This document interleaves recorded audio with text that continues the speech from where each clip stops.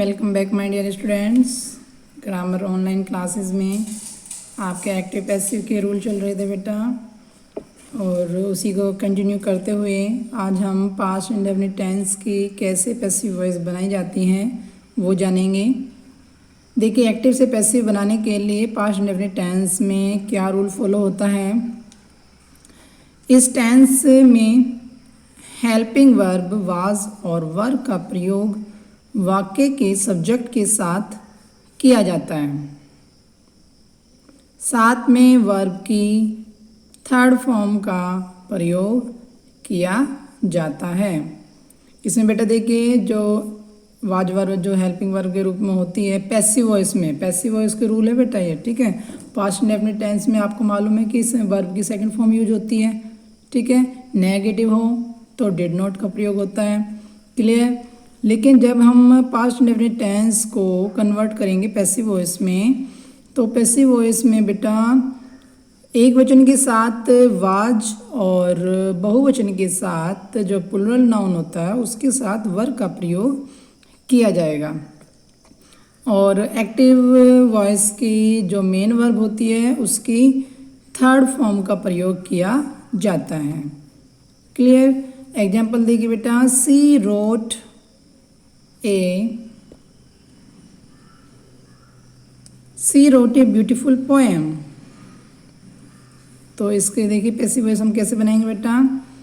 जो ए beautiful poem है इसको हम सब्जेक्ट बना देंगे, जो हमारा ऑब्जेक्ट है वो क्या बन जाएगा, सब्जेक्ट, ठीक है। जो ऑब्जेक्ट है हमारा वो सब्जेक्ट बन जाएगा। अपने माइंड में जो आपके रूल है वो माइंड में होने चाहिए, ठीक है। A beautiful poem was written by her, जो सब्जेक्ट था हमारा वो ऑब्जेक्ट की जगह पहुंच गया। जब हम नॉमिनेटिव केस को ऑब्जेक्टिव केस में चेंज करते हैं तो क्या हो जाएगा, सी का क्या हो जाएगा बेटा, हर, क्लियर। आगे आते हैं, आगे है आपका past continuous tense. Past continuous tense की पैसिव वॉइस बनाते समय इस टेंस में हेल्पिंग वर्ब वाज बीइंग और वर बीइंग का प्रयोग किया जाता है, और सब्जेक्ट के अनुसार यूज होता है। वो तो भाई एक वचन होगा तो वाज बीइंग, बहुवचन होगा तो वर बीइंग का प्रयोग किया जाता है, ठीक है बेटा। अब जो पैसिव वॉइस है उसमें वर्ब की थर्ड फॉर्म का यूज होता है।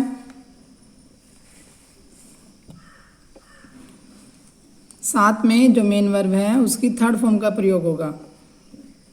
एग्जाम्पल देख लीजिए आप, I was reading a book was being read by मी।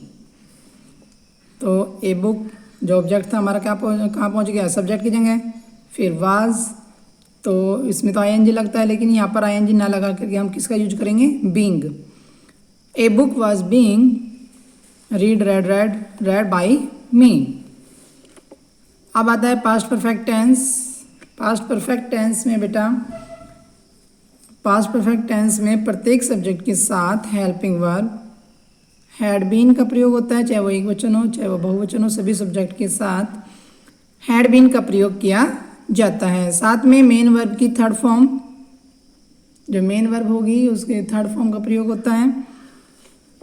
देखिए, I had done the work, I had done the work, ये एक्टिव वॉइस में है बेटा। इसको हम पैसिव वॉइस में जब चेंज करेंगे, the work had been done by me. अब आते हैं आगे, जो आपका पास्ट परफेक्ट कॉन्टिन्यूअस टेंस है उसकी पैसिव वॉइस नहीं बनती है। आपको मैंने लिखवाया था पहले भी बेटा। तो जो पास्ट परफेक्ट कॉन्टिन्यूअस है उसकी पैसिव वॉइस नहीं बनती। आगे आते हैं future indefinite tense. Future indefinite tense की पैसिव वॉइस बनाते समय आई और वी के साथ विल बी और अदर सब्जेक्ट के साथ, आई और वी के साथ शैल बी और अदर सब्जेक्ट के साथ विल बी का प्रयोग किया जाता है। साथ में मेन वर्ब की जो थर्ड फॉर्म है उसका यूज होगा। थर्ड फॉर्म तो ये देख लो बेटा, हर एक सेंटेंस में, हर, चाहे वो कोई सा भी सेंटेंस हो, उसी में थर्ड फॉर्म का यूज किया जाएगा। आगे हैं future perfect tense. Future perfect tense में इस टेंस में आई और वी के साथ helping verb shall have been और अदर सब्जेक्ट के साथ विल हैव बीन का प्रयोग किया जाता है। जो आपका बेटा फ्यूचर कॉन्टिन्यूअस टेंस है ना, फ्यूचर कॉन्टिन्यूअस टेंस की भी पैसिव वॉइस नहीं बनती है। अब इसमें देखिए फ्यूचर परफेक्ट टेंस में आई और वी के साथ helping verb shall have been, other subject के साथ विल हैव बीन का प्रयोग किया जाता है। साथ में वर्ब की थर्ड फॉर्म का प्रयोग किया जाता है। क्लियर। अब आते हैं इम्पेरेटिव सेंटेंस जो होते हैं हमारे। इम्पेरेटिव सेंटेंस की जब हम पैसिव वॉइस बनाते हैं तो इसके बेटा थोड़े रूल अलग हैं। देखिए पहला जो रूल है, इम्पेरेटिव सेंटेंस से आज्ञा, निवेदन, प्रार्थना, सुझाव ये सब प्रकट होते हैं। इम्पेरेटिव सेंटेंस में सब्जेक्ट नहीं होता, सब्जेक्ट छिपा हुआ होता है, ठीक है, मान लिया जाता है। और इसमें जो सब्जेक्ट माना जाता है वो हमेशा यू ही होता है। इम्पेरेटिव सेंटेंस के पॉजिटिव सेंटेंस वर्ब की फर्स्ट फॉर्म से प्रारंभ होते हैं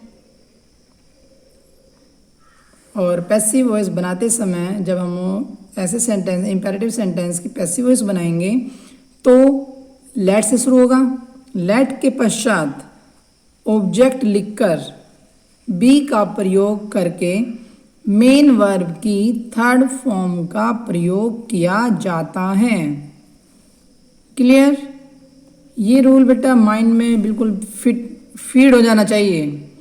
देखिए पैसिव बनाते समय लेट के पश्चात ऑब्जेक्ट लिखकर बी का प्रयोग करके मेन वर्ब की थर्ड फॉर्म का प्रयोग किया जाता है। और यदि नेगेटिव सेंटेंस और इम्पेरेटिव सेंटेंस यदि नेगेटिव है तो स्टार्टिंग में क्या आ जाता है, डू नॉट। डू नॉट से स्टार्ट होते हैं ना ऐसे सेंटेंस। तो पैसिव बनाते समय बी से पहले, जो रूल पैसिव है उसका है, तो उसमें हम क्या करेंगे, बी से पहले क्या लिखा जाएगा, नॉट। एग्जाम्पल देखिए बेटा, do not call the servant. तो इसके हम पैसिव वॉइस जब बनाएंगे तो लेट से शुरू होगा। लेट, फिर ऑब्जेक्ट लिखेंगे, जो ऑब्जेक्ट होगा वो उसका हम क्या बना देंगे, सब्जेक्ट बना देंगे ना। Let the servant not be called by you. अगर नेगेटिव ना होता तो नोट हट जाएगा। ऑब्जेक्ट के बाद हम क्या लगा देंगे, बी, और वर्ब की थर्ड फॉर्म। क्लियर। अब देखिए बेटा पॉजिटिव सेंटेंस की जो पैसिव बनाते हैं हम इम्पेरेटिव सेंटेंस की, उसमें प्लीज़, कुछ सेंटेंस में प्लीज़ लगा होता है ना, जो प्रार्थना सूचक जो सेंटेंस होते हैं उसमें प्लीज़ लगा होता है। प्लीज़ के स्थान पर यू का, भाई प्लीज़ को हटा करके हम क्या लगा देंगे, फिर you are requested to. Sentence के जो अन्य भाग है, जो बचा हुआ भाग है सेंटेंस का, फिर हम उसको जोड़ देते हैं। एग्जाम्पल देख लीजिए, प्लीज़ डू इट। तो इसका हम प्लीज़ को हटा देंगे जब हम पैसिव वॉइस बनाएंगे, यू आर रिक्वेस्टेड टू। फिर प्लीज़ के बाद हमारा क्या बचा, डू इट बचा ना, तो इसको हम बेटा टू के बाद जोड़ देंगे, you are requested to do it. ये हो गया आपका पैसिव वॉइस। और यदि सेंटेंस नेगेटिव है, इसी सेंटेंस का नेगेटिव बना दिया हमने, प्लीज़ डोंट डू इट, तो ये क्या हो जाएगा, यू आर रिक्वेस्टेड। तो टू से पहले नोट जुड़ेगा, you are requested not to do it. Clear. अब बेटा कुछ सेंटेंस ऐसे भी होते हैं जिसमें ऑब्जेक्ट नहीं पाया जाता, ठीक है, जिसमें ऑब्जेक्ट नहीं पाया जाता। तो ऐसे सेंटेंस में देखिए passive voice without the agent, जिसमें एक तरह से ऑब्जेक्ट ना हो। तो जब हम कार्य को अधिक प्रमुखता देते हैं, जब कार्य पर अधिक दबाव डाला जाए, अधिक महत्ता दी जाए उसे, तो उसमें हम एजेंट का प्रयोग नहीं करते। तो उसमें एग्जांपल देखिए, द किंग वाज किल्ड, राजा मारा गया। मारा तो गया, किसी के द्वारा ही तो मारा गया, लेकिन तो यहाँ पर कार्य को ज़्यादा महत्व दी गई है कि राजा मर गया था, ठीक है। तो लेकिन इसमें हम बाई का कोई यूज नहीं है ना, द किंग वाज किल्ड, लेकिन ये पैसिव फॉर्म में है, वाज वर्ब का प्रयोग हो रहा है और वर्ब की थर्ड फॉर्म। तो ऐसे सेंटेंस किसमें मिलते हैं, पैसिव वॉइस में मिलते हैं ना, लेकिन इसमें कोई भी ऑब्जेक्ट नहीं है, क्योंकि यहाँ पर जो कार्य है, कार्य को अधिक महत्व दिया गया है। क्लियर।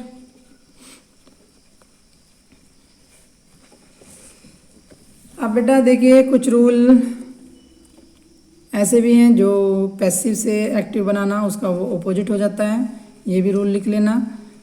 इसके लिए देखिए पैसिव वॉइस का जब हम उल्टा करते हैं, एक्टिव से पैसिव बनाते हैं और पैसिव से एक्टिव भी बनता है। तो पैसिव से एक्टिव बनाने के लिए ये रूल फॉलो करना पड़ता है, ये देख लीजिए एक बार। बाई को हटाकर बाई के बाद वाले नाउन को एक्टिव वॉइस का सब्जेक्ट बना दिया जाता है। उल्टा हो जाएगा, जो ऑब्जेक्ट हमने बनाया था सब्जेक्ट का, तो फिर दोबारा से हम क्या कर देंगे, ऑब्जेक्ट का सब्जेक्ट बना देंगे। यदि बाई के बाद में ऑब्जेक्टिव केस का प्रोनाउन हो तो सब्जेक्ट बनाते समय उसको नॉमिनेटिव केस में लिखा जाता है। जैसे हर है तो हर का क्या बना देंगे हम, सी। हिम है तो उसको क्या बना देंगे, उसका क्या बन जाएगा, ही। तो ये अपोजिट हो जाएगा बेटा, जैसे कि मी को आई, अस को वी, देम को दे, हिम को ही और हर को सी में चेंज कर दिया जाता है, अपोजिट हो जाएगा। बस ये रूल याद रखना कि जो एक्टिव से पैसिव वॉइस बनाते हैं हम, वो ही रूल अपोजिट हो जाएंगे। एग्जाम्पल देखिए,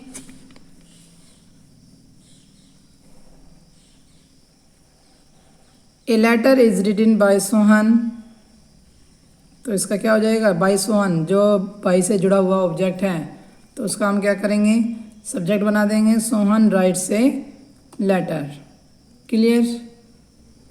ये कॉपी में नोट डाउन करना है बेटा और अच्छे से लर्न भी करना है। Thank you.